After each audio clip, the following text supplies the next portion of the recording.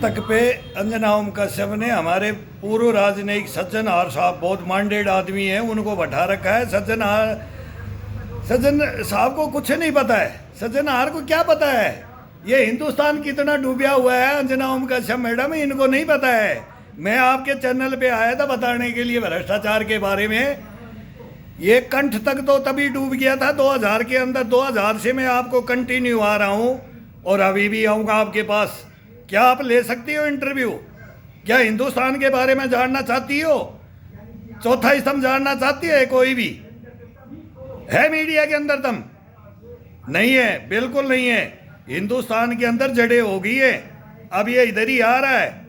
ये बांग्लादेश से भी मिला हुआ है हमारा हिंदुस्तान, नेपाल से भी मिला है, श्रीलंका से भी मिला है, पाकिस्तान से भी मिला है। और अब इनमें तो करवा दिया विदेशी लोबियों ने, और वो विदेशी लोबियों ने हिंदुस्तान में भी पनपा रखा है 100%। मैं तो दे रहा हूं आपको। आप क्यों नहीं लेते ऐसे को? क्यों नहीं लेते आप? क्यों नहीं बैठाते मेरे को डिबेट में? क्यों मेरे से बात नहीं करते? कर लो। अगर मैं गलत हूं तो मेरे को जूते मार के बाहर निकाल देना, नहीं जूते मार करके तुम्हारे को निकालूंगा मैं। नहीं हो तुम चौथा मीडिया स्तंभ बोलते ना, चौथा स्तंभ बोलते हैं हम। नहीं हो, बिल्कुल नहीं हो। तुम विदेशों की न्यूज दिखाते हो, हिंदुस्तान की नहीं दिखाते हो। तुम हिंदुस्तान के सैनिकों की बात नहीं सुनते हो। तुम जेएनयू में डबली बजाई थी ना, वो क्यों बजी आज तक हिंदुस्तान को नहीं पता है। वो खालिद कहां से मिला और वो कन्हैया कहां मिला? वो वामपंथियों से, चाइना से। सारा खेल चाइना का है, पूरा टोटल खेल चाइना का है हिंदुस्तान को घेरने के लिए। लेकिन नरेंद्र मोदी है यहाँ। बस बचाव इतना है कि यहाँ आयरन मैन बैठा है, उधर आयरन लेडी थी, और आज वो अमेरिका भी नतमस्तक हो गया है। और आयरन लेडी ने भी किया था, अब आयरन मैन ने भी कर दिया है। इतना ही बचाव है बस। एक बार नरेंद्र मोदी चले जाए फिर हिंदुस्तान में देख लेना क्या होगा। देख लेना।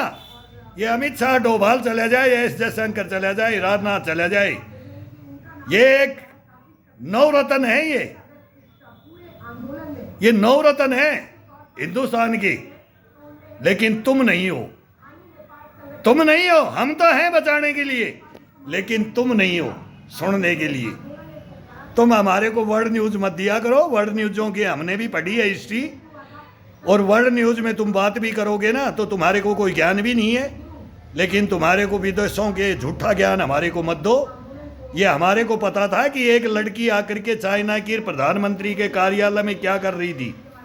वो जप्पियाँ पप्पियाँ वो दिखाया हुआ है, वो डांसर, वो गानार, वो नाचर, वो वहाँ उन्होंने क्या क्या बना दिया नेपाल के अंदर। और फिर क्या हुआ था डोकलाम, ये तो आपको पता नहीं है। हमारा हिंदुस्तान का कितना हिस्सा इन्होंने दिखा दिया। ये कौन लोबियाँ है पता नहीं है। ये कन्हैया कुमार से पूछ लो। वो खाली तो J&K का था, वो तो अलगाववादियों के चक्कर में हो सकता था। लेकिन ये बिहार का, बेगूसराय का, ये इसमें कैसे मिक्स हुआ? और फिर ये कहाँ गया? फिर इसको लात टिकी वहां से, और अब कहाँ है? अभी तो राहुल ने भी उसको गाड़ी पे नहीं चढ़ने दिया है। उसके अच्छी इंसल्ट की है, उसको झापट भी मारा है। हमारे यही बच्चे जो बांग्लादेश के अंदर ये खड़े हुए हैं ना, ये हमारे भी बच्चे, ये हमारे भी हिंदुस्तान में हैं हमारे जैसे। वो खुर्राट जो मुंह पे थप्पड़ मारते हैं। तू इलेक्शन लड़ने के लिए अब यहाँ खड़ा हो गया। लड़ाया था ना उसको, और अब लड़ा करके देखना। और आगे ये जनता हिंदुस्तान की फिर अब खड़ी होगी।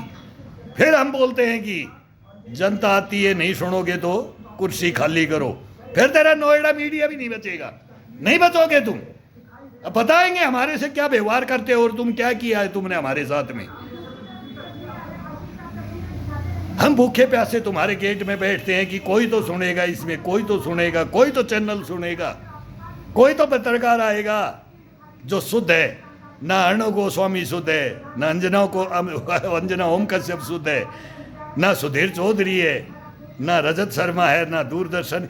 कौन किसके पास नहीं गया है फाइलें लेकर के? चोरों की, गद्दारों की, भ्रष्टाचारियों की, देशद्रोहियों की, मीर जाफर और जयचंदों की फाइल है हमारे पास।